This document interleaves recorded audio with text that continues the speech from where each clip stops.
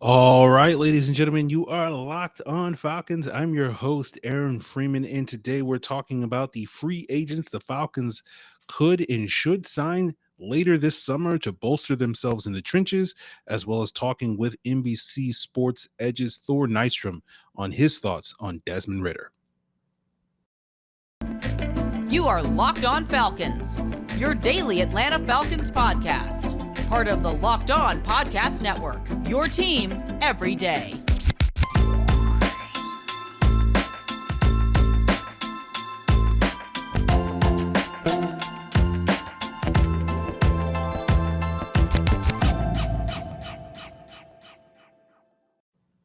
So, guys, you know me. I'm Aaron Freeman, been covering the Falcons for many years, formerly at falcfans.com, RIP, still going strong on Twitter at FalcFans, and of course, the host of this world-renowned Locked On Falcons podcast, your daily Atlanta Falcons podcast, part of the Locked On Sports Atlanta podcast family. And we thank you for making Locked On Falcons your first listen each and every day, Monday through Friday on a variety of podcast platforms like Apple, Odyssey, Google, Spotify, as well as on YouTube. And if you subscribe to Locked On Falcons on YouTube, give us a like, hit that bell. You'll get the video version of the podcast the night before the audio drops. So today's episode, I'll be joined later by Thor Nystrom, who we had on earlier in the month of May. I think still technically it's May, talking about several of the Falcons offensive players, Drake London.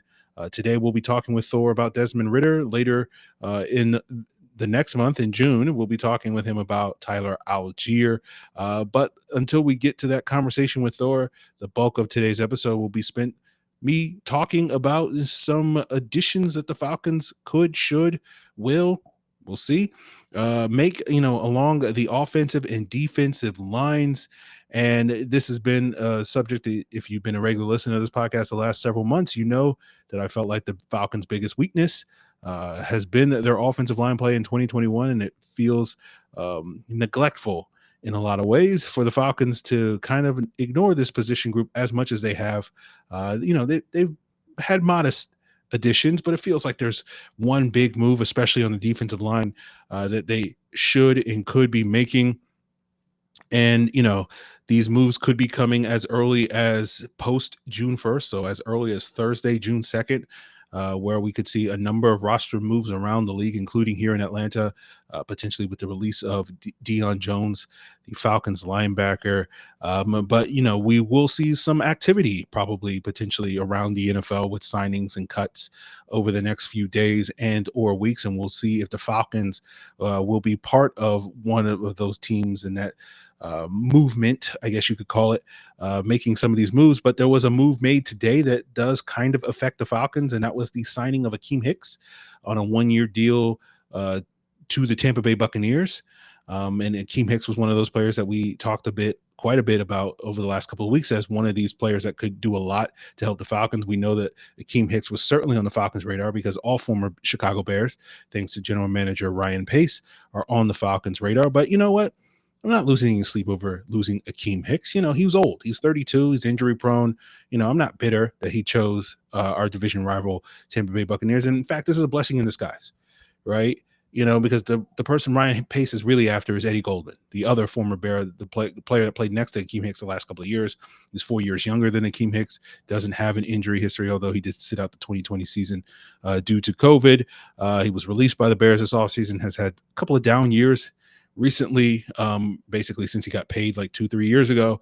But he needs a fresh start here in Atlanta, and the Falcons certainly could use a nose tackle like Eddie Goldman. He brings a little bit more juice as far as a pass rusher goes than your typical nose tackle. Very comfortable playing in this style of defense.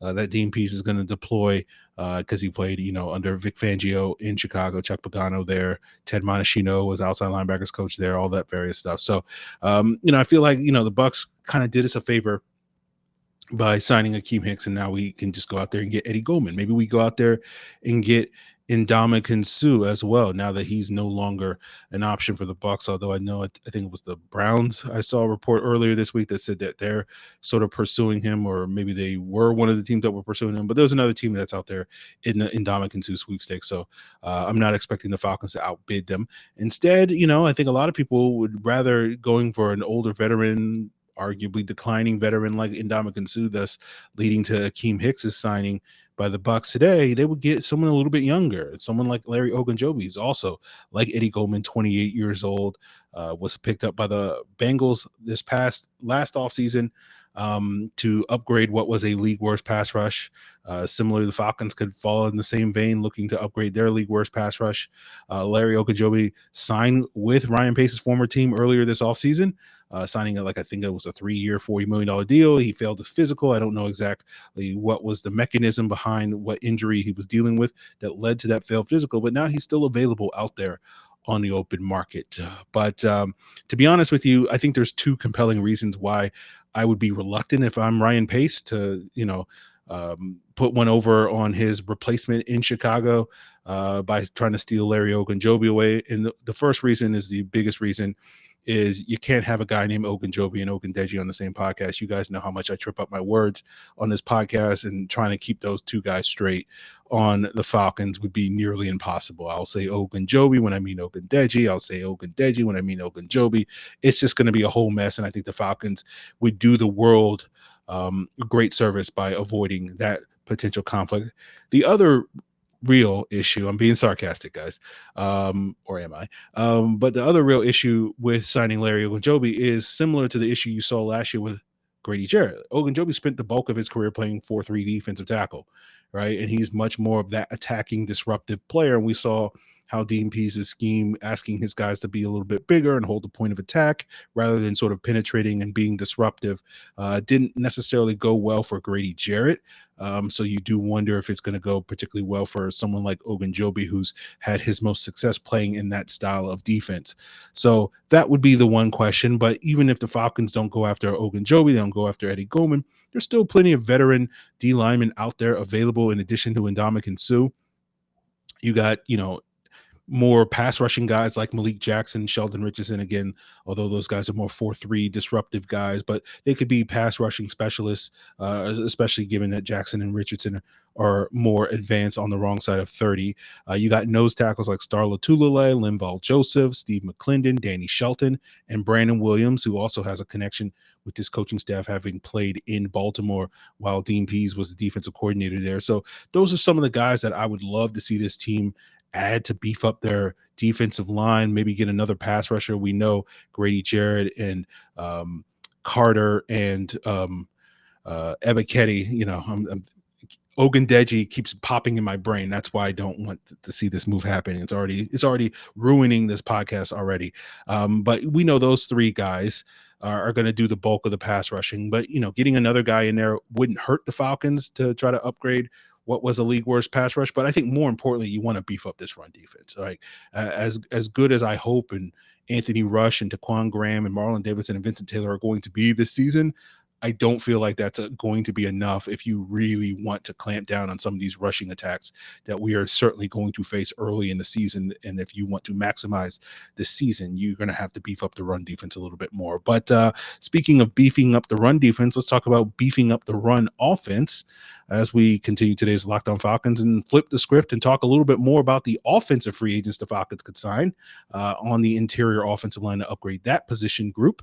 We'll get into that as we continue today's Locked On Falcons. But before we get there, let me plug the Locked On Sports Atlanta podcast family, which Locked On Falcons is part of, along with Locked On Braves, Locked On Bulldogs, Locked On Hawks, all the Georgia sports. But Locked On Sports Atlanta is giving you the coverage of all of those sports teams, local as well as national, with 4 different personalities giving you 4 different perspectives on 3 shows: A to Z with Mark Zinno, Hitting Hard with John Chuckery, and ATL Day Ones with Jarvis Davis and Tanitra Batiste. Find them all on the Locked On Sports Atlanta podcast feed on your preferred podcast platform, including on YouTube. And if you check Locked On Sports Atlanta on YouTube, you'll also get access to the Locked On Braves Atlanta Braves postcast. Get the lowdown on every Braves win, loss, and everything in between by subscribing to Locked On Sports Atlanta on YouTube. Guys, I want to tell you about Built Bar, the protein bar that tastes just like a candy bar, but it's even better than a candy bar because Built Bars are they not only taste good, but they're good for you. They're low in sugar, calories, and carbs, high in protein and fiber. And if you missed out on this earlier this spring, they're back. The granola flavors, the perfect combination of crunch and chewiness, with three unbelievable flavors: chocolate peanut butter, chocolate coconut, and white chocolate berry. I just ordered a box of the white chocolate berry myself earlier today. And you know that the Built Bar granola bars not only taste good, they're good for you, they're healthy for you. 150 calories, 15 grams of protein, and only 4 grams of sugar. So buy yourself your favorite granola flavor or whatever Built Bar flavor you want by heading over to built.com and use the promo code LOCK15, and you'll get 15% off your order. That's promo code LOCKED15, LOCKED15, for 15% off at built.com. So we're flipping the script, talking about the interior offensive line free agents the Falcons should sign, and just talking about Jarvis Davis of ATL Day Ones. We had him on the podcast recently talking about Akiem Hicks, and JC Tretter was a player that Jarvis has suggested multiple times as the Falcons signing, adding a center to that position to get sort of a stalwart at that position over guys like Matt Hennessy and Drew Dahlman, who was certainly among several question marks along this Falcons offensive line. Tretter is a 31-year-old veteran, spent the last 5 years with the Cleveland Browns, signed 5 years ago to replace somebody. Who was the old center for the Cleveland Browns? Was it some guy named Alex Mack? I think there was a TV show about him on Nickelodeon back in the 90s or something like that. But I can't remember. Alex Mack went somewhere and may or may not have had some success in his subsequent stops there. But that's who Tretter was basically filling shoes in, and did a really good job. He was actually Pro Football Focus's number 2 highest graded center just in 2020.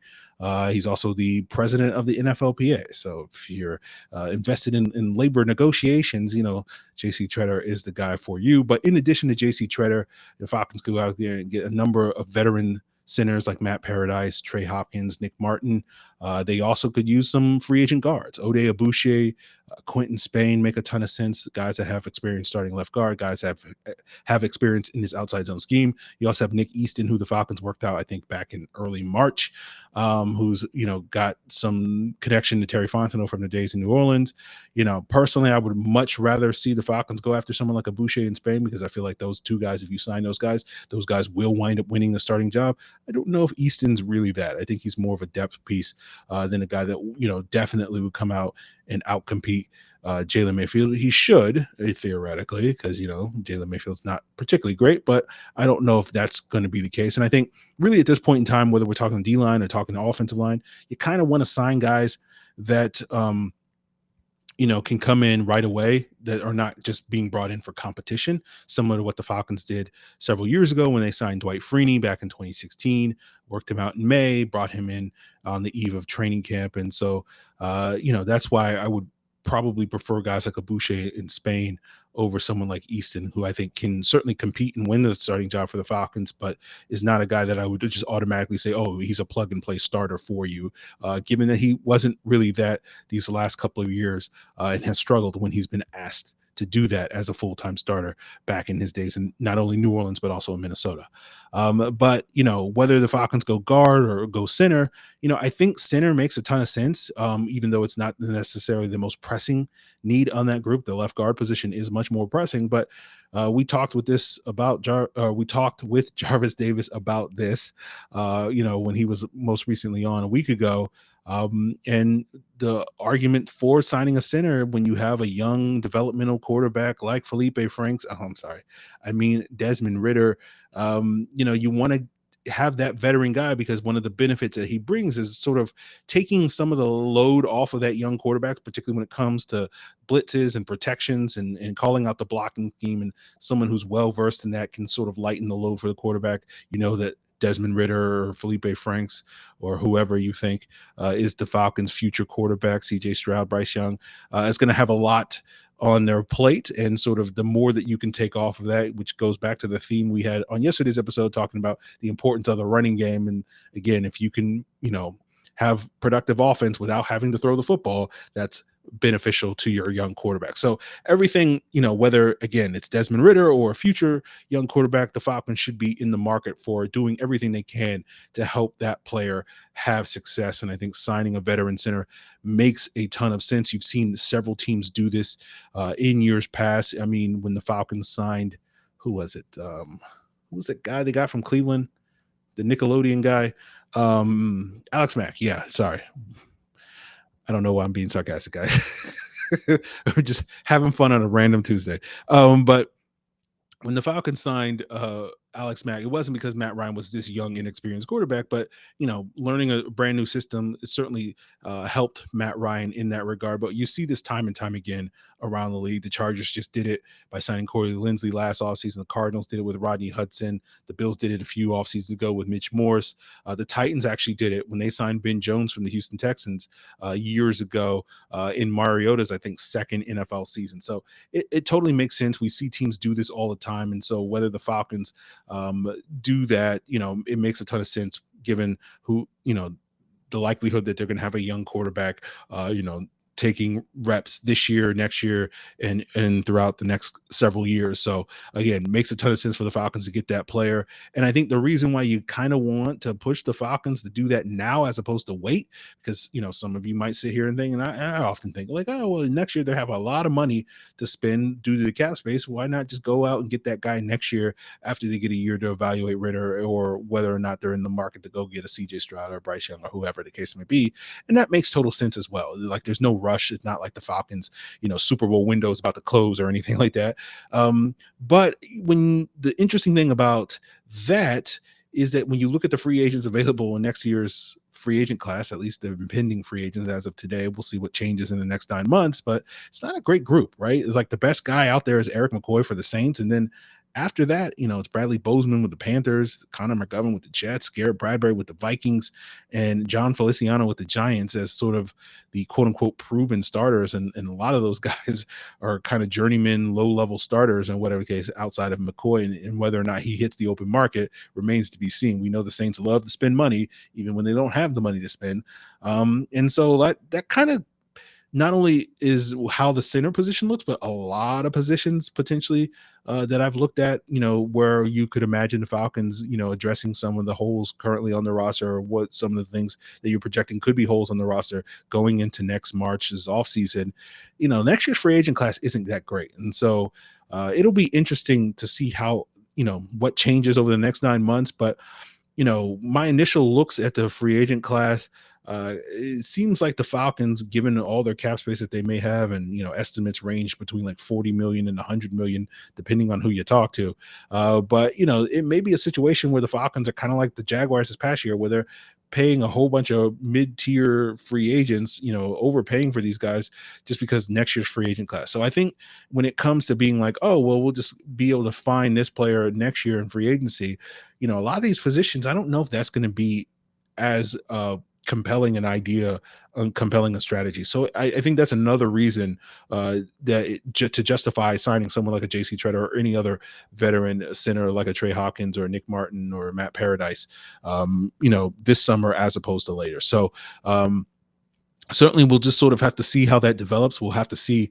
if the Falcons do wind up making any of these post June 1 moves, beginning on Thursday on June 2nd, whether that's releasing Deion Jones, trading Deion Jones, or signing some of these other veterans, or if they wait until the eve of training camp like they did with Dwight Freeney 6 years ago, or like they did a year ago when they signed guys like Jason Spriggs, the week that training camp started. So wouldn't panic if no move happens in the next couple of days. Obviously, if other teams start snatching up some of these guys, you kind of feel like, okay, Falcons, maybe you want to go out there and do that. But, so far it's just Akiem Hicks, and hopefully it won't be too many other guys signing. And so there will still be plenty of options available, whether it's later this month or next month, in referring to June and July, when the Falcons decide to make some of these moves, and hopefully will decide to make some of these moves.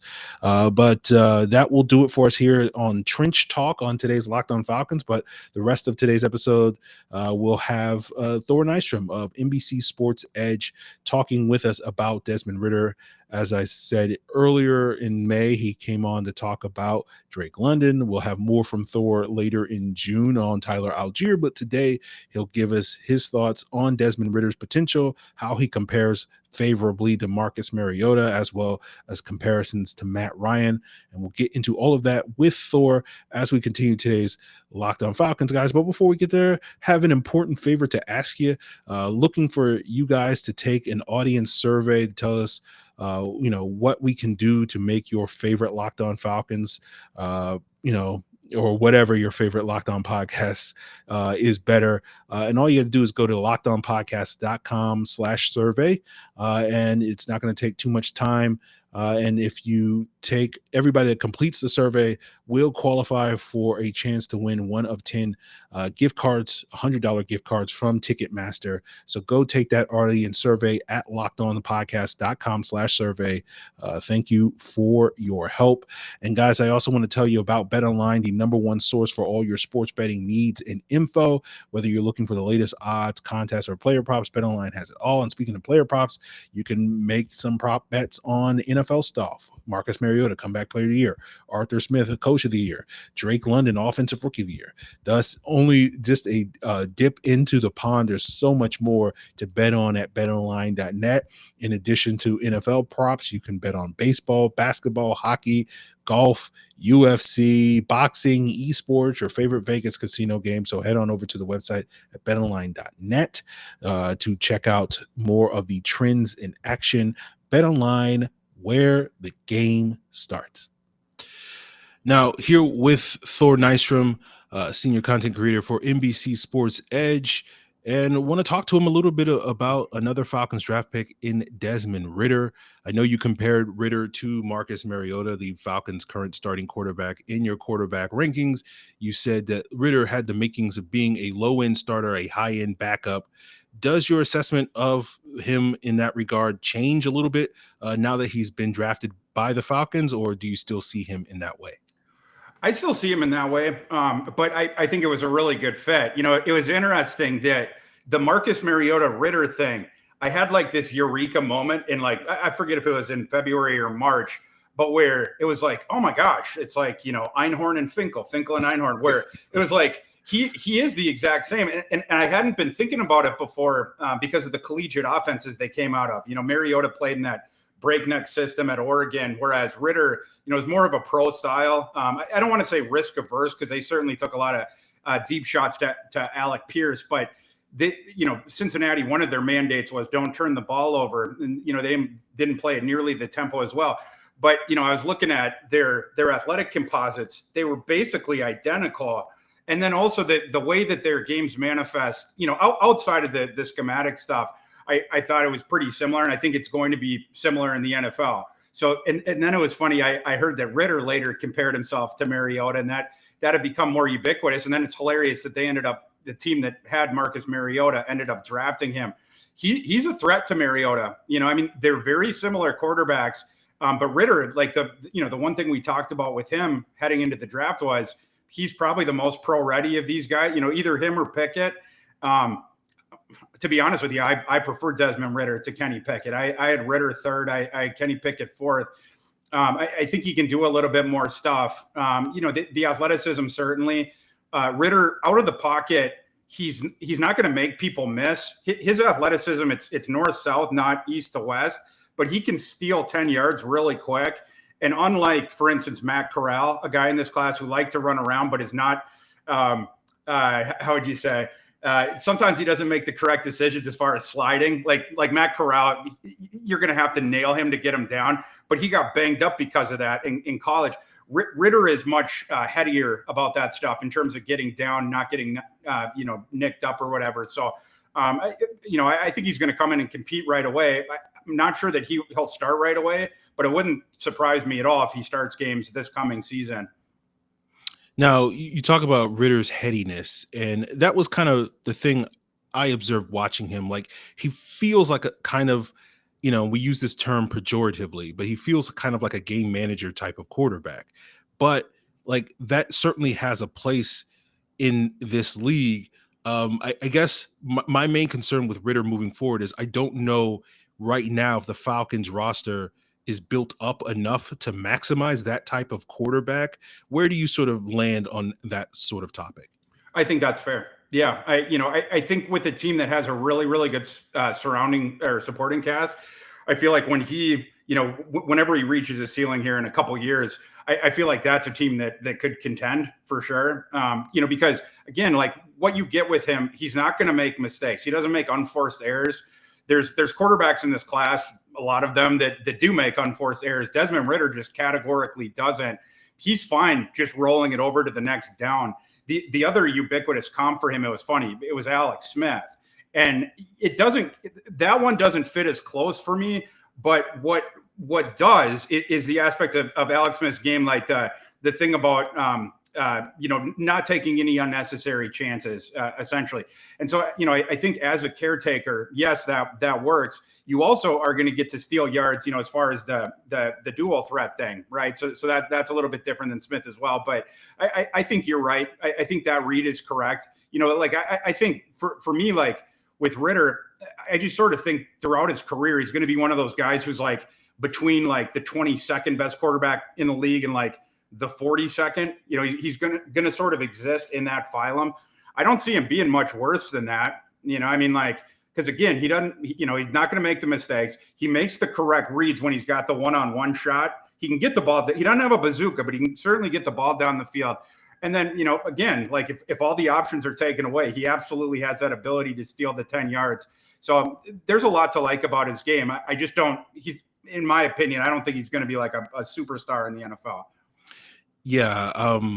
Alex Smith was one of the comps I sort of initially came to when I initially watched Ridder. I'm curious, when you compare him to a player like Matt Ryan, I know for a lot of Falcon fans, they're kind of excited by a guy like Ridder because they feel like he has that same sort of trait that Matt Ryan had that you just discussed, that ability and that willingness to play for another down and not sort of give up the play. But you sort of couple that with Ridder's ability to make plays with his legs, as you've already elaborated on today. Sort of, where do you sort of see that gap between, say, a Matt Ryan, who at his peak was, one of the 5 to 10 best quarterbacks in the league, and a guy like Desmond Ridder?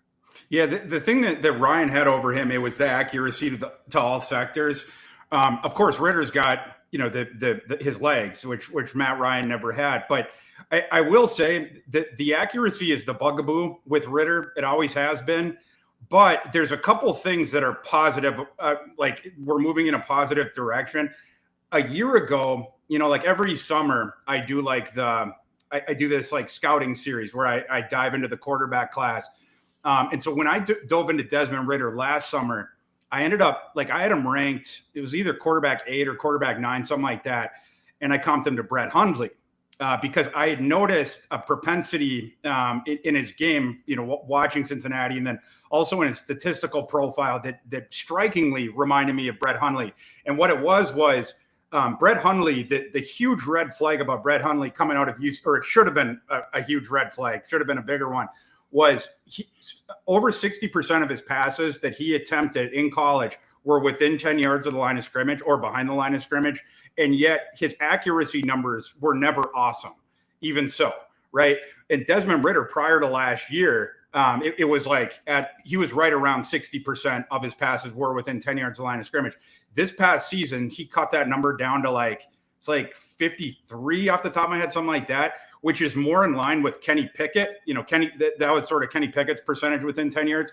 But even so, more throws downfield for Ridder. His accuracy picked up. I think his adjusted accuracy went up by 2.5 or 3% last year. You can see it every single, if you just watch his freshman tape, his sophomore tape, his junior tape, and his senior tape, every single time you can see there's aspects of his game that are improving. We talked about this in the pre-draft process, but his lower body mechanics are as good as it gets in this class. It's just clockwork. He is not only was he well coached, you can tell that he is an extremely hard worker.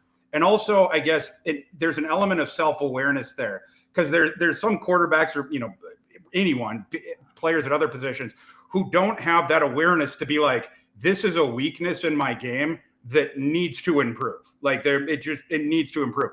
But with Ridder, you saw that, every single year, like I said, things went up. This past season, I wouldn't have liked Desmond Ridder, the previous Desmond Ridder, but he kept improving. The mechanics have led to better accuracy, whatever, and not just the short stuff, like I said. So, I think that there's stuff that you can work with there. And I think you already have an analog in the building, as well, in Marcus Mariota, for what that guy could be. And maybe Ridder can even end up being a little bit better. We'll see. Absolutely. We'll see. So, guys, that's going to do it for us here. Thanks to Thor for joining me for another conversation about these Falcons, offensive additions. And tomorrow, I don't know quite what we're going to do. We'll probably talk a little bit more post June 1 stuff. We'll talk maybe some mailbag stuff. I know people sent in some questions earlier this week and last week that I would love to get to on future episodes. And if you want to have your questions answered, or just to provide your feedback on any of the topics I discussed on today's episode, on yesterday's episode, or any future episodes, of course, you can hit me up on Twitter or Facebook at Locked On Falcons. You can send an email to lockedonfalcons@mail.com, or you can leave a comment here on the Locked On Falcons YouTube channel. Guys, I appreciate it.